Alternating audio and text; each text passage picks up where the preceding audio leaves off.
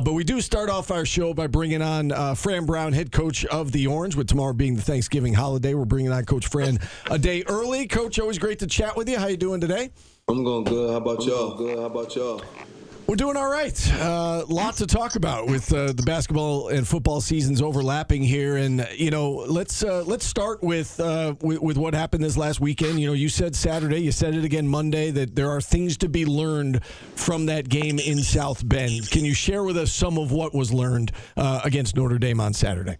We just got to keep developing the players. Now recruiting the right ones. A lot of the freshmen, sophomore, they look like those same guys. They passing the eyeball test. Just got to put a little more bulk on them on the football field, and some other things that I got to do that I learned, from overall philosophy standpoint, and then the atmosphere. That's how I want to make sure Syracuse looks like that as we get this thing rolling and turned around come this upcoming season.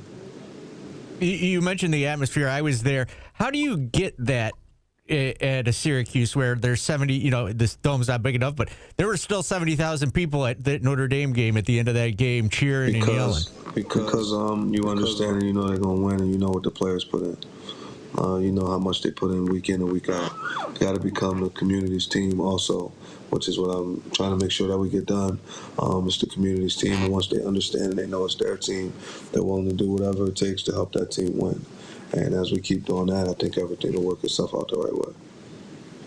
Is all experience good experience, Coach, for the young players? And I guess what I mean by that is there any concern that maybe a guy's going to have his confidence shaken or something after a performance like that, or is it good for them to to have a humbling experience like that at the end of the year as they head into the off season and they know what the bar is now and what they've got to meet going into next year? I think both. I think for some guys it does. I mean, just to say no, it wouldn't. But for some guys, I think it does. And I think it's if you can learn from it and you can listen to whoever's teaching and showing you how you can get better, how you can grow, and how those things, I think it always works itself out, right? For me as a coach, I know it will. I know there's things that I take from it. I know it's stuff that has to happen. And then for some of the players, they're very competitive, and they're like already king. Coach, don't worry about it. Watch this don't happen like next year. They naturally already thinking about what we got to do, where we are. Steve instantly already, as soon as we got back, he already has set up the champion level group for the next year team and all the things that has to happen with those guys. And they're already leaders. They've already tried to follow, but those guys are the right leaders. We're on the right track. There's some good things that's going to come out of it. There's some good things that'll be, up and down from it. I just know we're on the right track. It's hard to say that with everyone. Just seeing it, like yesterday at practice, I was sitting up there watching Steve throw the ball, and him talking with Jonte Cook, and us all just talking about how's it going to be in January. We're excited about getting back then, right? Excited about all the new additions that have come on the football team, making sure they're the right additions that'll be able to help right away, right? I feel like we missed on a few players this year. But the good thing is they got a chance to come here and get an education from Syracuse, come here and be a part of a brotherhood that'll last them forever. But we got to make sure we make all the right decisions and right choices. And I'm thankful for it. I got to see and know what I want things to look like. I think there'll be a big difference, right? I could talk about this for a long, long time, but there'll be a big difference. And I'm excited to go watch this basketball game today, to be honest with you, in an hour. Coach, how do you make a difference from last week? You still got one more game on the schedule. How do you put that behind you and get out there and go after BC? Just going to compete our butt off. It's for the seniors, Dan Villari, Jack Stonehouse, Demetrius Weatherspoon, Deuce Chestnut. The list goes on. There's a lot of guys that we want to make sure that they get to play their last college game and they get to walk off with a win. So everybody wants to compete and want to do that for those guys. Same way they want to come here and walk off with a win. So we got to make sure we get the opportunity of doing that against Boston College. I'm glad you brought up Dan Villari. He was pretty emotional last night in talking about when he met with the media, talking about why he stayed and that he wanted to play for you and he wanted to finish this thing out the right way. And I guess as you head into this final game with the seniors, a guy like Dan, guys that stayed from the old coaching staff to when you came on board and they stuck it out and they believed in you. Can you share with us a little bit about your relationship with that group? Not the transfers, not the younger guys, the guys who are here and stuck it out with you. I love them. Like Dan means the world to me. I watched Dan grow over the last 2 years, just as a man. He's a great kid. It's more not just Dan, Pat. It's a lot of guys, but I got a special relationship with Dan, and I'm really upset that our season turned out this way. He worked his butt off. Everything I asked him to do, everything I told him to do, he does it. He practices so hard every day. Like nobody practices the way that he practiced. He gives everything he got. He would go out there. I mean, he'd play with one leg if he could. That's the type of guy he is. And he does whatever for the team. I love him. I'm very thankful for him. I'm thankful for all the guys that stayed, though, and wanted to be on the team. Mark Petrie, who's still here finishing it out, just locked in, trying to make sure that things work out the right way for him as he gets a chance to move on. Like I said, a Pat Algebra, and it's just so many Stonehouse, who's another Dan-type guy, man's man, who's I'm just upset that this went down this way this year. Got to make sure it happens. Like I told them, they're kind of like the sacrificial lamb that set it up for us to really be able to fix all the things that needs to be fixed, for us to be able to go and win the right way, and they'll understand and know that it happened because of them. Dan does, and just go, how do you get more Dan Villaris? By having Steve and Jelly and our champion level group continuously lead the football team on and off the field in all aspects of life. It'll work itself. It's going to be right. Like I know from looking at the record and seeing all that, you may feel, oh man, this is bad. Just watch next year. Just keep faith. Just watch this weekend how we finish out. But then as we go into the off season, and just watch how the guys move. Watch how they move a little different. Like we've been humble. They got good football players, but we've been humble from a coaching staff all the way through the equipment room. Every single person in our entire organization has been humble, and all of our backs against the wall. So as our backs against the wall, that's a situation and a place that I've been in a lot throughout my life. And sometimes you're thankful for being in those situations, because when you are in those situations, this is when you get a chance to truly grow, or you get the chance to see the people who don't belong with you because they won't be ready for the next ride that's about to happen, because greatness and outstanding things usually come. This is how God gives you this test to see if you can fight through it and make it through this, because something bigger is coming.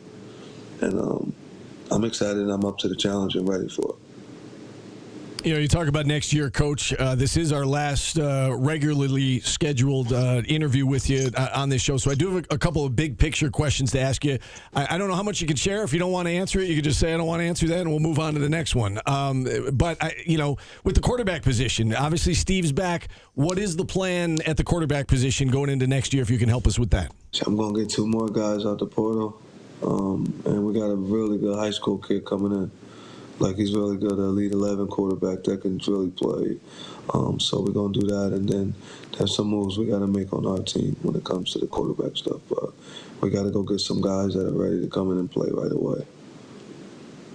We saw a report out there that Will Nixon is seeking a medical red shirt, and if he does get that medical red shirt, he'll be back next year. Curious with a guy like maybe Justice Ross Simmons, who's had injuries, any chance he might try to get a medical waiver? Is there anybody on this team that it may be back next year that we might think is out of eligibility? No, I think they're all gone. That's the first hearing about this Will Nixon piece. I think everybody's going to move on and try to continue their careers on the next level, right? So that'll be we're pretty good. We're moving on with the next group of guys and group of kids that are ready to go, ready to come in and go recruit our butts off, and we're excited about the future.